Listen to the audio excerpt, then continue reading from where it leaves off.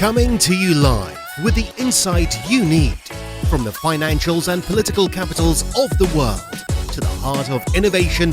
This is Opportunities to Consider with your host, author, speaker, and corporate strategist, Hunter Gaylor.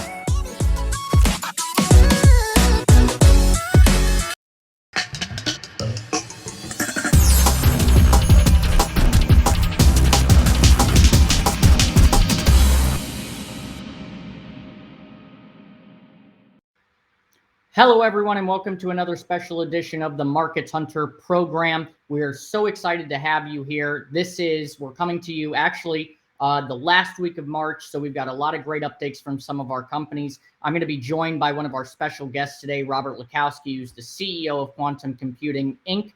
You will see his little hashtag down here, stock symbol QUBT. So if you're not following the company, make sure you follow the company. As you know, the Markets Hunter show brings you the latest insights and analysis on the global financial markets. I am your host, and today, as I said, we're going to be talking about QUBT. We had a great conversation with Robert last time on everything that was going on with his company. We talked a lot about some of the supply chain, what he's doing with some of his current contracts that he has from LiDAR. But now, as the Market Hunter show goes, we're going to dive deep into what the future of quantum computing looks like. And that's why we do these weekly quantum updates with the CEO himself. So we bring you that larger, more in-depth coverage. So without further ado, I'd like to bring in special guest, Robert Liscouski. Robert, great to have you on the program today. Hey, Rob. Thanks very much, Hunter. It's great to be back here. I appreciate it. No, thank you so much I always enjoy our conversations. It's really on the forefront of innovation is what I like to say. But, Bob, I really want to dive into some of the industry applications I've been reading about. We've seen some headlines with Fujitsu. We've seen some headlines with what IBM is doing, all the big name players. Obviously, you're doing some big stuff. And I want to talk about a recent press release, which I thought was an incredible advancement for your company. And that was the Quantum Computing, Inc. appoints security and cryptography expert Brian, and I'm going to butcher his last name, LaMacchia, to your technical advisory board. And I hope I pronounced his name correctly, and I will post this link for all of our audience members to look and see when this is out across all of our links. But incredible background. You're already doing stuff with Rabobank and fraud detection. We've talked about some of the cryptography that you're working on with the international patents. What is this appointment? Why this appointment? Kind of walk me through this for our audience.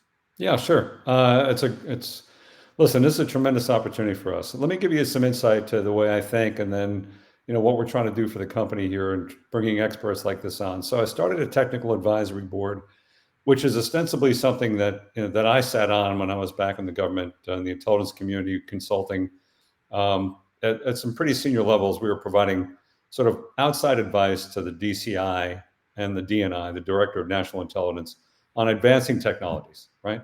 The benefit of being able to do that was that we didn't have any tie to the outcome of these decisions that they made. We just basically were out there talking about what technologies could do from a national security perspective and what we had as a country had to be aware of. So that was an extremely effective body, and it still today reverberates with the contributions that have been made to the intelligence community. So when I started QCI, I knew I'd get to a point where I'd need some outside thinking, right? I mean, I'm the CEO of the company, that's great, but really the smart people are on the outside of the company. We've got a lot of smart people on the inside of the company, but to know what's going on in the marketplace and know what's going on in technology, I need to get access to those people, and I need to have their unvarnished opinion about what's going on, right? You can't be sitting in a leadership role thinking that you're always doing the right thing. You've always got to be questioning what's going on around you to make sure you're staying on the innovation edge. So bringing folks like Brian LaMacchia and others, I have Jim Simon, who also came out of the intelligence community, in fact, ran the Intelligence ScienceBoard that I was on. He managed that whole group, and I've asked Jim to come on as my executive director for my technology advisory board to replicate what we did there. Not to be an intelligence organization, just to bring great minds together to think about the things that we could be doing and the things that I should be doing as a CEO to make sure I'm staying innovative. So Jim was my first appointment. Brian's my second appointment based upon Jim's recommendation, because Brian represents some really cutting edge thinking that's come out of that community. He was a very senior person at Microsoft. We're very fortunate to have him on board as our technical advisor. It's not a full-time position, it's a part-time advisory role. Sure. But importantly to that is the fact that I'm going to gain access to his thinking and the exposure that he's had in the community for the areas that we're interested in, right? Quantum random number generation, cybersecurity, and all the things we can bring to the table on that. Brian's just going to be one of many that are, not many, but one of several I'm bringing on board to the company that are going to help me make sure that I'm thinking about the right things for innovation to bring value to our shareholders. Well, Bob, here's what I will say. As market hunters, we hunt the market, right? So we do our research, we look at the fundamentals of the company. And I have to say, when looking into his particular pedigree, PhD and degrees in electrical engineering and computer science from MIT, respectively well-published author and inventor, co-author on 35 issued U.S. patents, multiple international patents. And I do know there was some news that came out about quantum, which we did talk about on getting some international patents. So, that's incredible development. And I always think that the more, top level advisory like what you're doing is critical. Let's move a step forward into getting kind of some of your insight, Bob, into the world of AI. Okay. Sure. We've talked about the industry. We've talked about, kind of on the outskirts, this effect that ChatGPT now has had on industry. In fact, I will say this, and this is a shameless plug to my obsession with ChatGPT, but when it came out, I got an email from OpenTable now that OpenTable is now using, which is the reservation tool that you can make for. Now, Bob, I can use ChatGPT to not only recommend the restaurants, but then also go in and they can make my reservations for me. So it's almost eliminating a lot of these service level jobs. Now, we talked about supply chain management very briefly in some of the areas and industries that you're targeting. Where do you see, from a futuristic perspective, QUBT leading the charge in assisting and powering AI? Well, so let's go back to the beginning on the AI piece, because it's an enormously interesting topic, right? AI has been around for decades. Right. And the application of AI, however, has only been really in the past 10 years with any degree of success that people can really point to, because there were two fundamental things that were missing, I think, and this is just not my thinking, but if you look at the literature, number one, it was data. And the explosion of data over the past 10 years or within the past 20 years for sure, but certainly, and I don't know what the exponential increase of data is over any given period of time, but there's just been an absolute explosion of data. And trying to make sense out of that data is one of the things that has fueled the application of artificial intelligence technologies. Secondarily, or actually maybe not secondarily, but more importantly perhaps, is the ability for large-scale computer systems to be able to process this information. So you have the supercomputers, the numerous GPUs out there, you've got NVIDIA's GPUs, you've got all this computing power going to be able to process this information, which is fundamentally the thing, right? Speed and the ability to process this data in a highly complex way and the capacity to do that is what's going to really propel AI into the future. So we all know Moore's law and the limits of classical computing, and this is where we always talk about where quantum computing is going to contribute to.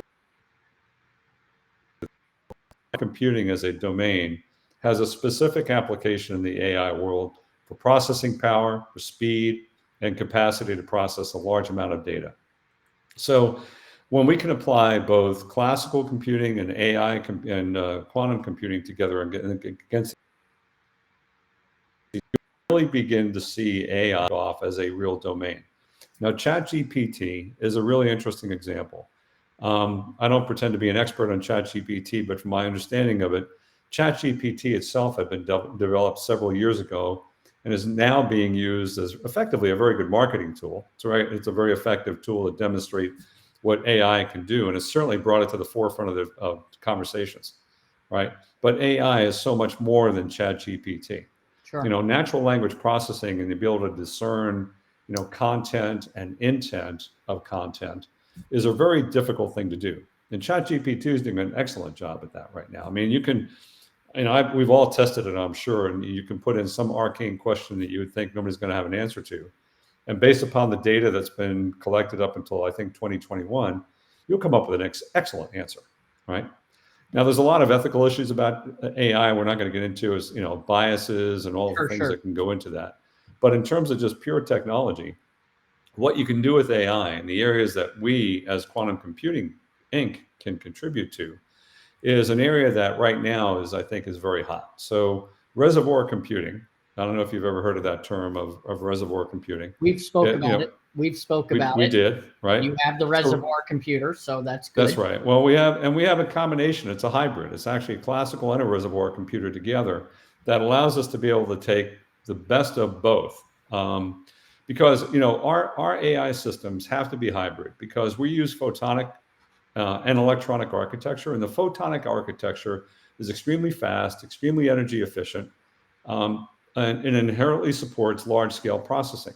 But it's a bit challenging to prepare and interact and store many photonic signals. So consequently, you know, we have to tweak it a little bit. On the other hand, electronic signals in conventional computers are easy to create and manipulate, and their processing speed and their ability to do parallel processing are capped. So if you put those two capabilities together, you can harvest the benefits of both. And that's precisely what we do with our reservoir computer. We take the best of both worlds. We actually combine quantum computing, classical computing together to create a reservoir computer that can do neural networks beyond the capability of any classical computer today. So, Bob, on that, one of the big questions we talk about in the application world, especially when we're talking about quantifying large amounts of data, we talk about drug processing and manufacturing for new drugs, right? That's a lot of data. We talk about the financial markets, huge data, predictive analytics, our predictive analysis. We look at portfolio management. We look at strategic things, et cetera, et cetera. And supply chain, where you have a lot of nodes all around the place. Mm-hmm. So let's talk about if AI has all these different applications, okay? Would it seem to me that having the reservoir computer power AI, we can create even better solutions to help these industries adapt to this changing environment? We absolutely can.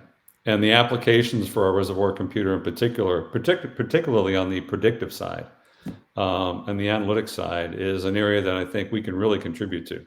And we're just beginning to edge into that, right? We've been testing our reservoir computer. We've been doing some modeling on stock portfolios with a high degree of success. That's internal modeling, so we've got to validate that success externally, just to be pure about it. Sure. But we're already getting very good results in stock model analysis and prediction.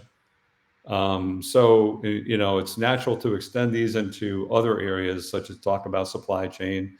And the areas that supply chain are really interesting is the prediction of maintenance schedules.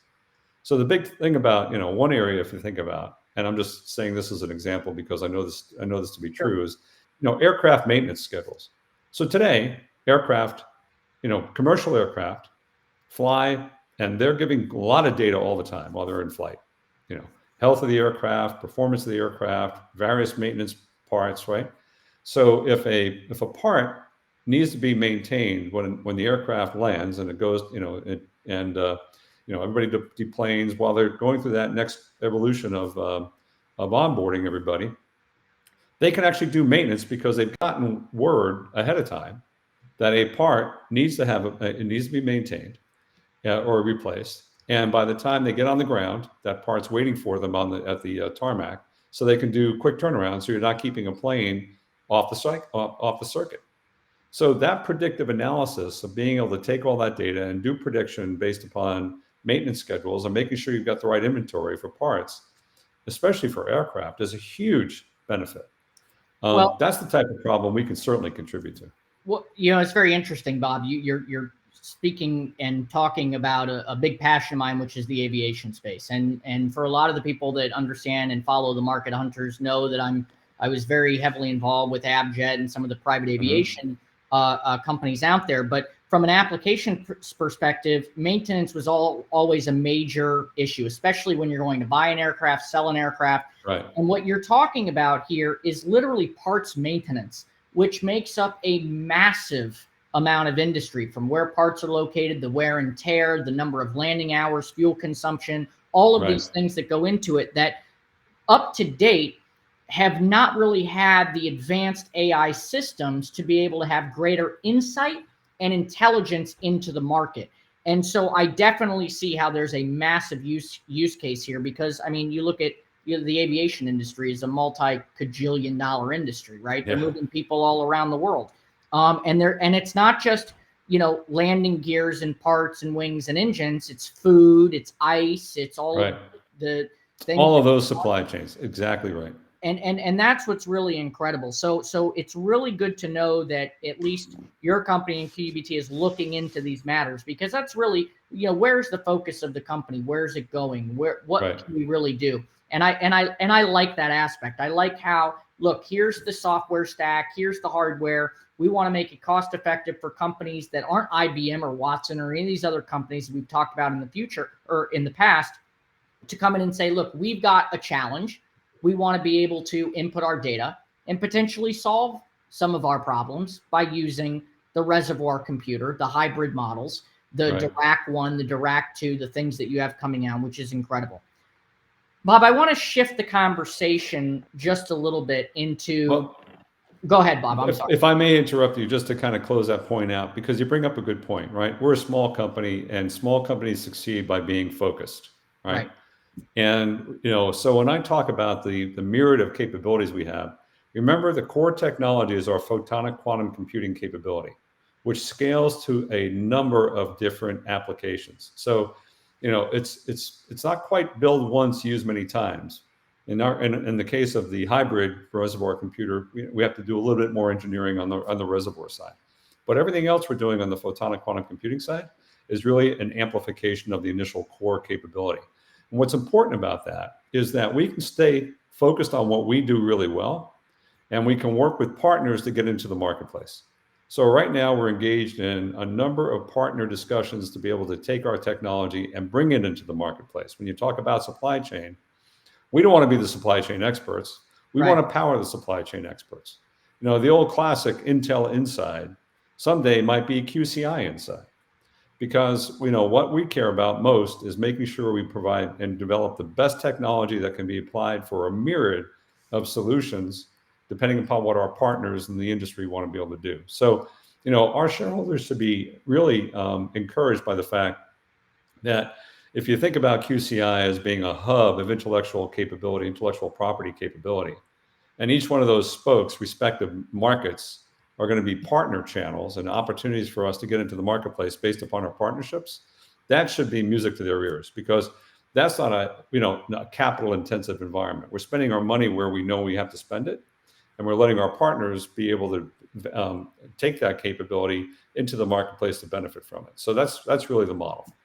So on that, just to kind of build off that point, QUBT's strategy, based on what you're saying, is to really make this a multi-prong approach into industry by equipping industry experts and enabling them with the right tool to be able to help their businesses scale, right? That's exactly very much that Intel inside that you're saying. Would that be the correct?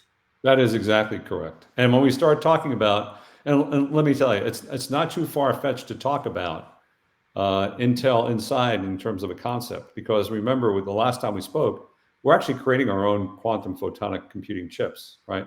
We make them now. We make them in a contract lab, and we're in the process of negotiating on building our own laboratory or a fab that we can manufacture our chips at scale. And these chips are effectively going to be the powerhouse of all of our quantum computing capability. So that right there, I think for the Market Hunters audience, the people that are listening, the people that will see this as they go back and they look at the March update, because we're coming out of March, we're going to go into April, so we're going to move into Q2 very quickly here.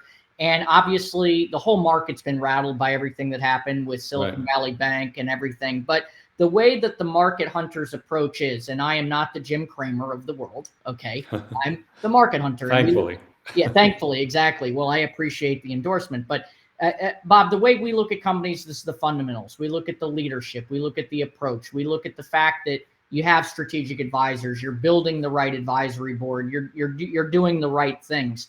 And we don't look at this as, oh, let's just go quickly trade a stock and this is some day trading thing. This is really building the future of what enterprise looks like. And that's really what I want the audience to understand that is watching this, because listen, folks, listen to what he just said. They're building the hybrid. It's the best of breed. They're looking at different applications. They're creating the equipment that's needed for these industries to be able to move forward in a capacity with tools that they've never had before. That's going to help them save time, money, effort, engineering, research, especially with the advancement of AI. And I think when we look at something like, a quantum computing, industry company, Quantum Computing Inc., QUBT, this is a no-brainer when these applications are being put out there, Bob. This is what I'm trying to figure out. When the industry starts realizing that there is an affordable, attainable product on the market, which you have, that allows them to solve problems at a faster and more cost-effective manner, then it benefits the entire society. It benefits the entire ecosystem. Right. And I think that's a huge point. Well, I mean, and if I may build on that for a moment, because please. that is the mission of this company. I think I mentioned that to you also the last time we got together was, when Q Photon and QCI came together, we had aligned visions in terms of what we were looking to achieve independently of each other. And then when we started talking, it became very clear that both companies were extremely aligned on trying to democratize quantum computing. And then maybe that's just an overworded word, but at the end of the day, I want to sell computers to every business out there that wants to use a quantum computer. And that's a lot of businesses, right? That's not the Fortune 50 or the Fortune 500. It's even beyond the Fortune 5,000. There's no reason with the computer capability that we have, and ultimately to the cost points we're going to be able to get to, that we are not going to be able to power the industry with quantum computing. That's a big statement, but you know what? That's a vision. That's a vision. And it's more than just a vision. We're already on that path to be able to do that. We already have a room temperature quantum computer that operates on AC power without any special infrastructure. You can put it on your desktop and plug it in, right? Now, you need to be able to program it. You need to, but in terms of the actual physical machine, that's a pretty amazing statement. And it's a quantum computer, right?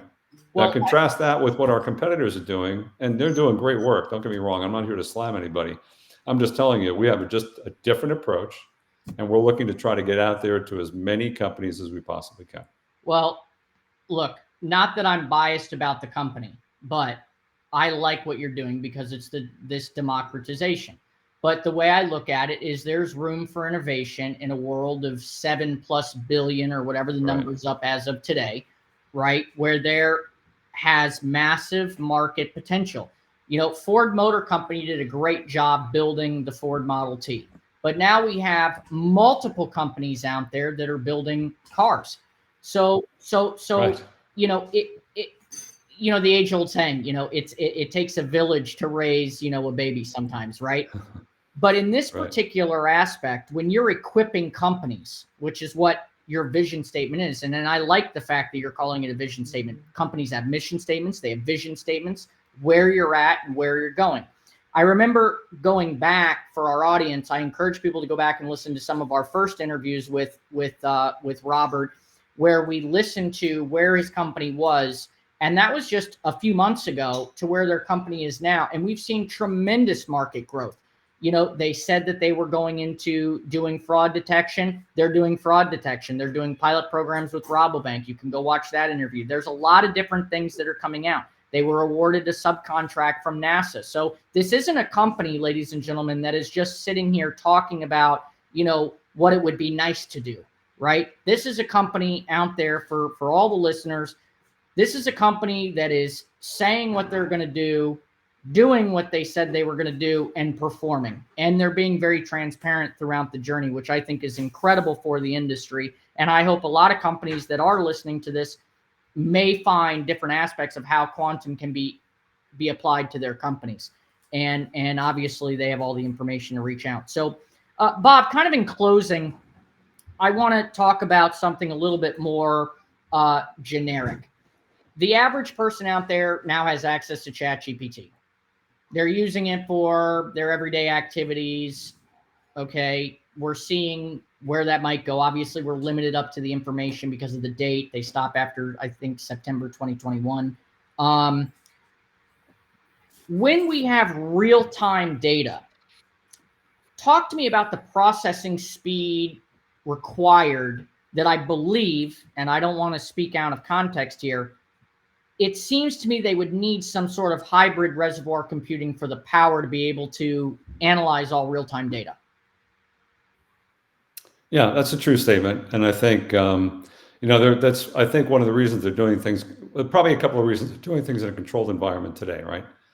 You have a core, you have a body of data that you can keep relatively static, right? So it's not being updated continuously. And I suspect there's a lot of other training and indexing that has to go on. So when you think about the changing data and the constant need to train and the constant need to update that data, that exercise is pretty intense.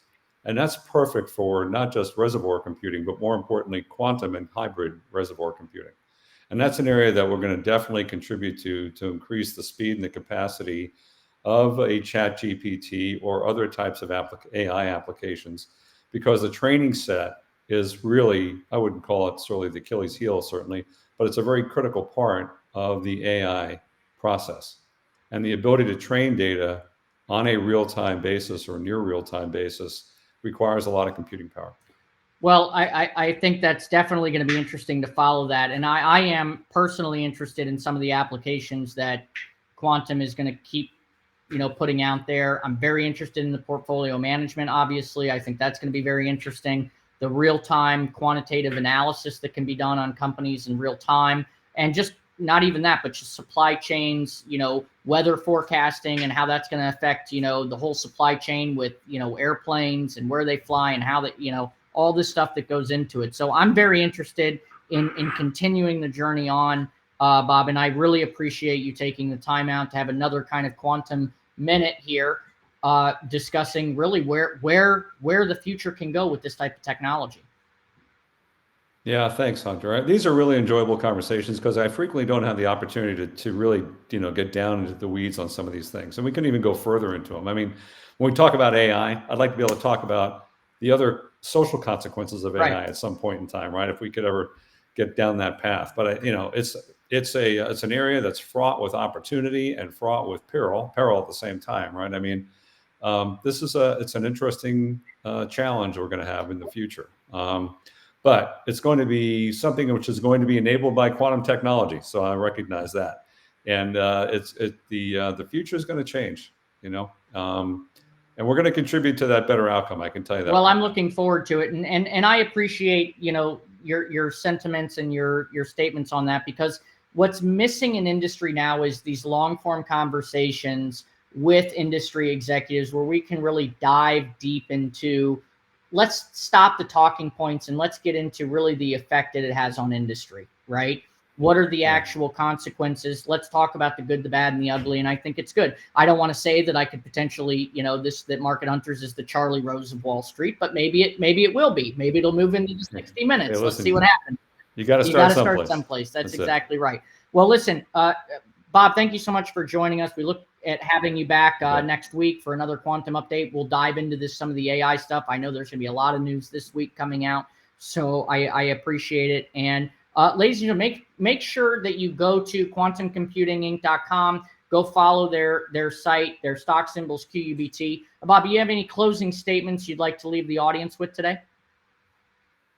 No, I think, I look forward to the next opportunity we have to talk. We're continue innovating all the time, right? So I think I'm not going to suggest we're going to be putting any new statements out here in the near term, but I'd say this year is going to be a great year for QUBT. Well, We have a lot on the plate, a lot of things we're doing. So I just look forward to working with you and talking to everybody and talking about the progress. Well, I look forward to it, Bob. Thank you so much. Ladies and gentlemen, Robert Liscouski from Quantum Computing. We really appreciate him taking the time to really kind of go into depth as to what their company's doing. If you want and like these long form interviews where we really kind of dive in depth and talk with the leaderships of these companies, make sure you like, subscribe, and comment. We're getting great feedback on Twitter. We're well over 75. We were at, close to 80,000 followers last week. We got down a little bit. I don't know what's going on. We'll have to DM Elon Musk and see why, we're going up and down, but that's okay. So make sure you follow us. This will be airing several times this week and throughout the month of April. We'll have Bob back next week. So make sure you follow his company. All the likes, descriptions, and links are in the description below. If you need to find us or you want to send it out, we have all the share buttons as well. We're on Twitter. We're on Instagram, LinkedIn, YouTube. Follow our channel. We're growing rapidly, and we really appreciate the support. And we do have a new announcement that's coming out next week. And I did not share this with Bob, but he'll probably appreciate it. For the companies that are fans of the companies that we interview, we will be having a merchandise site where you can buy a hat that says QUBT or the future of computing is with quantum. We have all these different really cool things that are come out that you'll be able to buy, show some support for the company when you're out at the gym or you're running around doing some errands. It's really great. We like being able to support and get the name and the brand and the awareness out for these companies, because these companies that we talk to really are the backbone, of the American economic system, really the global system for that matter. So we appreciate all of you viewing. Make sure you like and subscribe. And once again, we really appreciate you being here for another episode of Markets Hunter.